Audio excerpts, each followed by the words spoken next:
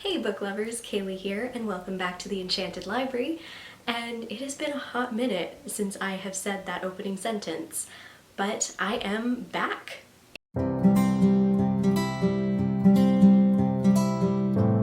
It has been so long since I've made a video, I kind of forget how to do it.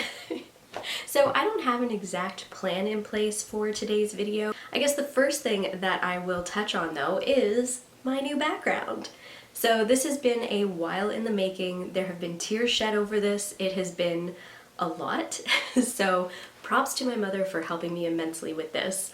But I have moved and it has been a couple months now. I moved back in March and I have been slowly getting my office and library ready. And while the office side is still not quite perfect, the library side is pretty close, or at least on its way to getting there. So I have my shelves behind me, I have some more shelves over there and more shelves there. So the majority of my collection is up. I have everything situated by genre, and these bookshelves are actually secondhand as well because my bookshelves, my gorgeous heavy bookshelves, got busted during the move. So they were not structurally sound to house books, we'll just say. So I ended up purchasing some secondhand Billy bookshelves and painting them white. Well, my mom painted them white, I painted one, got very frustrated. It's not as easy as they make it seem, but painted them white, have let them set, have added the books, and now I can take a breath. Because my books are now on display and it has been over 2 years since these were last up. I have done a major unhaul of books as well, going around to all my free little libraries in town and just dropping things off here and there. I think in total I got rid of maybe 60 books. So it's been a lot, lots of purging, but still I have a lot of books. I have them all organized by genre because I know a lot of people have their different ways of organizing books. I love genre and I like to keep authors together when I can, unless they're different genres. But I can get into the actual library tour in another video if you guys are interested. So I guess what I'll do is last night I posted on Instagram, which if you're not following me on Instagram, definitely do. It is at the.enchanted.library. But last night in my stories, I asked you guys for what kind of books you would like me to recommend. So I decided to try my hand at that.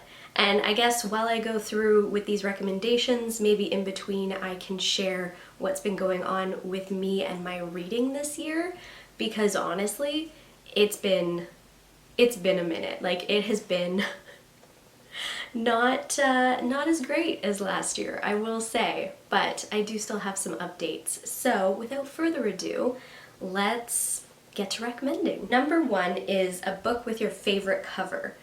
This one is very difficult because there are so many beautiful books that I own. Like, they're all so stunning. But if I had to pick just one, I'd have to say A Curious Beginning by Deanna Raybourn. This series itself, I am obsessed with. I absolutely adore it. And I would love to have an actual print of this cover. But I gotta say, this one is definitely a book with my favorite cover. Book that will make me cry. Okay, so this was asked a couple of times. So either a book that will make someone cry or has made me cry. And I don't cry very often with, well, actually, I cry a lot with books. Now that I'm thinking about it more. So let me grab a couple. Okay, so I ended up grabbing a couple. Two of them are YA, and I don't know what it is, but I get very invested in the YA that I do read, which is not very often really anymore. But Megan Bannon, she also wrote The Bird and the Blade, which I talked about a few years ago on this channel because I had read the ARC for it. But she also came out with Soul Swift last year, the year before, and again, made me bawl like a baby. Next up, we have the third and final book in the Shadow of the Fox trilogy, and that is Night of the Dragon by Julie Kagawa. And I got so invested in these characters that the ending absolutely destroyed me. And also, I would be remiss if I did not include Atonement by Ian McEwan. This book I still remember vividly reading, oh my gosh, had to have been like 15 years ago, maybe more. But I remember reading this and bawling like a baby at the end and just hyperventilating and ugly crying, and then immediately watched the movie. So it was just like hours of nonstop crying on my end. So this one definitely made me cry. Alright, so there's a couple of recommendations so far. I do obviously still have some more, but I thought that I'll take a little break and run you through a little bit of what I have read already this year, which, I'll be honest, is not a lot.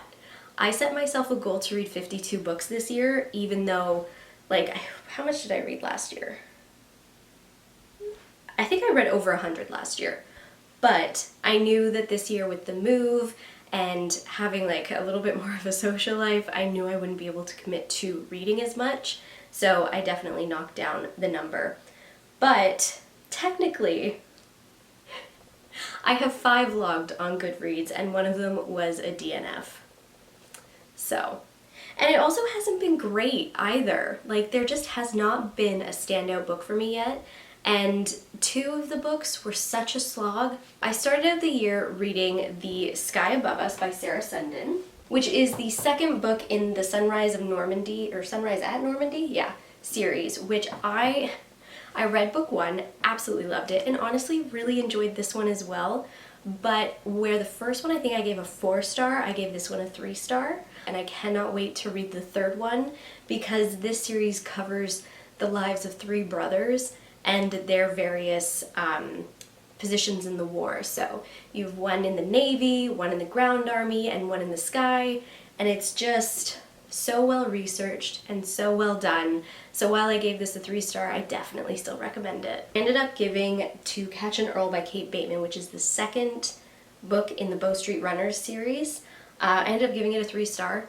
Super enjoyable, really had a fun time with it, but it didn't really, I don't know, take it to a next level. But this one was really fun. It had a woman who was a thief and the Bow Street Runner who thinks that he knows who the thief could be, but doesn't realize that it's a woman, and they actually have to work together, so she has to keep herself a secret. It's a whole thing. It was a lot of fun. But yes, that was book 2 of the year. Next up, I have been in, well, earlier this year, I was in quite the Firefly mood. So I ended up picking up the first book in the series that, who was this? James Lovegrove had written, and it was, I gave it a 2-star. It was very disappointing. A lot of the reviews that I saw about this were talking about how it read like you were watching an episode, and I can kind of see that, but it also acted as though if you were reading this, you don't know the characters at all, so it really went heavy into introducing the characters and talking about their history and how they interact with each other, and just a whole bunch of stuff that I already knew, so it just seemed super repetitive. I wasn't really invested in the plot, but I don't know. I think eventually I'll continue on with this series because I do love these characters, and I think that their stories were cut short way too soon, but yeah, I'll continue on. It'll just take a little while. Next up, we have another 2-star, which is disappointing. Like, very disappointing. It's the last book in a series, which I have loved for years and years and years, but that is The Deepest of Secrets by Kelly Armstrong. So this is the 7th and final book of the City of the Lost, or the Casey Duncan, or the Rockton Thriller series. It goes by a lot of different names. It just felt like there was all of this build up through all the previous books as to how the series was going to end, what was going to happen to Rockton, what was going to happen to everybody who lived there, and it just fell short. It took me a very long time to read this, actually. I started it when it came out in February, and I didn't finish it until 3 weeks ago. Like, it took me a couple months to actually get through. There was a call out in the start of this one which referenced D&D, like Dungeons and Dragons, which is something that I really enjoy, but it didn't feel like it got it right. It felt like it was just put in there haphazardly. I don't even know what the purpose was for it. My biggest gripe, though, I would have to say, is that it felt like our main character, Casey, it's almost as though Kelly Armstrong forgot what her character was, like who her character was. Nothing that happened in here felt like it was Casey doing it. It just, I don't know if it's because she's been writing other books and has been working on other series, and if maybe her characters from those series, like their voices have come in and impacted Casey's voice, but it was just a disappointment, and I didn't feel like I was reading from her story, and it just was jarring in a way. I still love the series, it's just the end was a bit of a letdown. And next up we have my DNF, which I DNF'd a couple of nights ago, and that is A Castaway in Cornwall by Julie Klassen. I don't know if I just wasn't in the mood or feeling it, but I'd been reading it for weeks and not really getting very far. I got about halfway and I decided that I just needed to stop.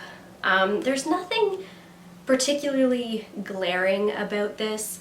It's a very fun premise. You have a woman who ends up having to stay with relations because her parents have died, and so she lives in Cornwall even though she's not from there, so she's always considered an outsider, but she loves going to the sea and seeing what she can pick up from like shipwrecks and things. Flotsam and jetsam is the terms. And then she collects them, saves them for a year, and if she can locate the owners, like relations, then she sends the object or item to them. That being said though, there is a shipwreck that happens and a man comes ashore and he's injured. She takes it upon herself to look after him, and everything just happens super quickly. Like, the trust that happens is super immediate. Everything that she keeps sort of to herself, she shares with him almost immediately. It just doesn't seem, it seemed too forced. Like, the entire relationship, be it friendship or romantic or whichever, regardless of that, it just felt so forced and I could not get past it. So I ended up DNFing. That's not to say that I won't try picking up another one of her books, because there are many that she has that I am interested in, but this just happened to be the one that I picked up first and didn't really love. Next up, for questions, recommendations, books that I would give to answer these questions, I have a book that will keep me up at night. Now, I will say I don't read scary books, and also books don't generally scare me, so I had to use a little bit of creativity with this answer. So I ended up picking a book that I think of on the regular because it came out, I got it in an Owl Crate box years ago and got super excited because it was supposed to be the first book in a series and it's not continuing. So I regularly get kept up at night because I think about Catching Stars, and that is by Kayla Keenan. It was indie published. She has gone on her socials and she talks about other books that she's writing, but she never talks about the next book in this. Even on the spine, it has one. So it's, the way that it ended, it just makes me want to know what happens next. So unfortunately, while I did love this book, it keeps me up at night because I'll never know what happens. It's because we're still sort of on the idea of scary books. Like I said, I don't really read them. However, there was a rec for spooky, and I guess you could say that this series by Kelly Armstrong, again Kelly Armstrong, I've read so many of her books and I really do like her. But Sea of Shadows, this is the first book in a trilogy, which I really, really like. It's a YA trilogy, but it's really messed up. Like, it's probably one of the spookiest books that I have read because of the descriptors and the different type of creatures that come out and how one of the twins that's in this has to deal with the dead, and it's just so great. Like, I loved this trilogy so, so much. Highly recommend it if you have not picked it up yet. One of the other requests was books set in Canada. So, I have a few of them, not as many as I thought. I feel like I have more, but I can't think of them at the moment, aside from like Anne of Green Gables, which classic, always will recommend. But the first one here is indie published. It's by Iona Wishaw, and it's A Killer in King's Cove. This is the first in a historical fiction mystery series set out west, and I adore this series so, so much. I just blasted through them, I binged them, and I am up to the latest. The latest one is right behind me here, over there.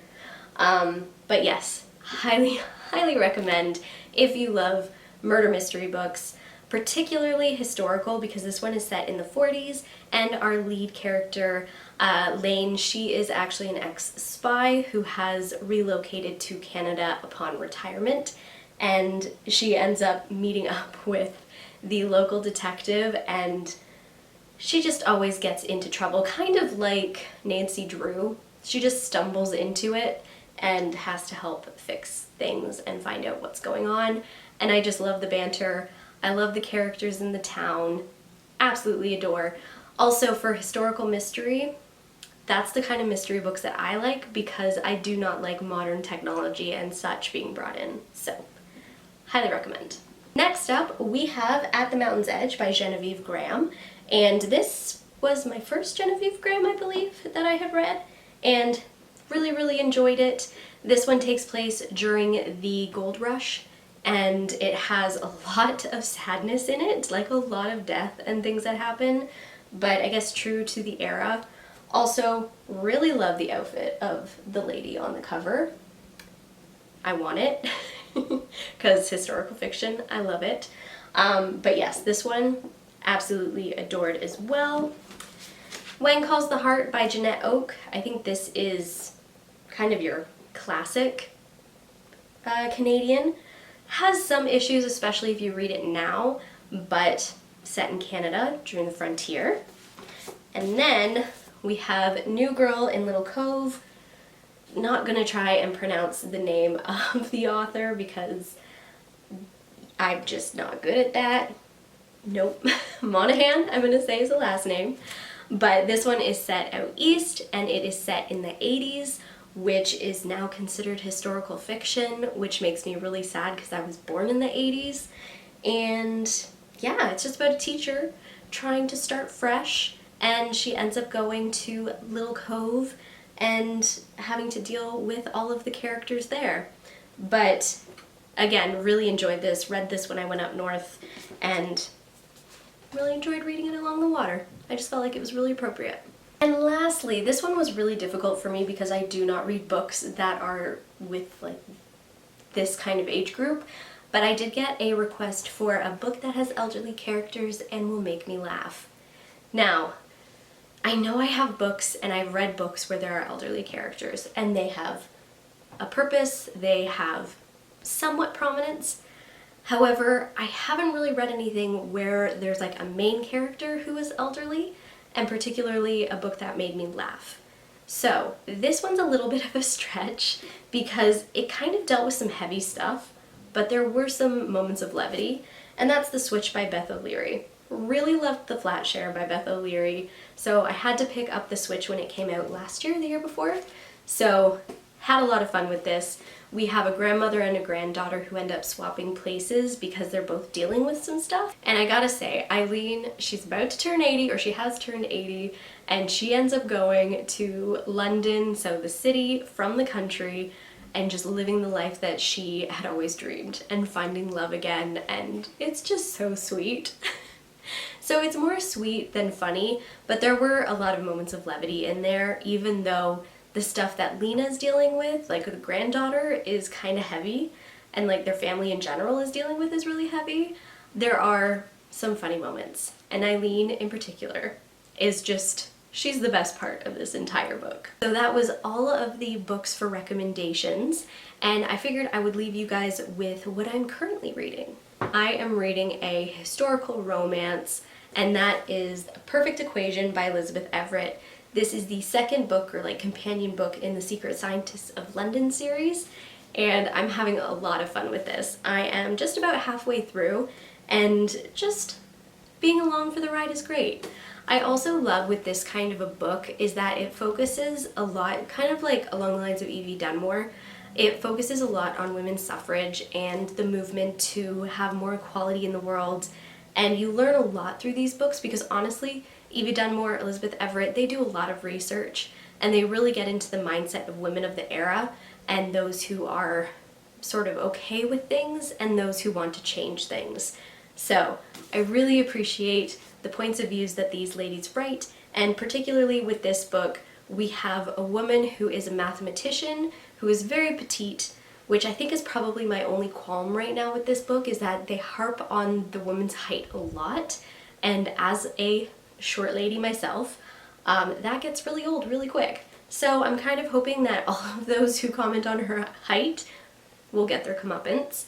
And then we have Gray, who is the stepson of the woman of book 1, and him and her are like, I don't know, they have a history. I don't want to spoil, but they have a history and they need to work together in this book. So really enjoying it, and I probably will finish it this week. Alright, so considering I went into this video without much of a plan, that's probably why it is so long. Hopefully when I cut it together it ends up being a bit shorter. But if you've stuck around for this long, thank you so much. Again, follow me on socials, so at the.enchanted.library over on Instagram. Head on over to my website, theenchantedlibrary.org, to check out blogs, recommendations, wrap-ups. Also, I have a shop on there because I have a store, which I'm very pleased with, and have a lot of plans happening for this year for it. So like new product drops and things. As of right now on there, you will find sweaters, you will find t-shirts, mugs. Pretty soon there will be tote bags and tank tops and notebooks and just a bunch of stuff and exciting things coming down the pipeline. But with all that being said, be sure to like this video and subscribe to my channel for more content, and until next time, keep reading.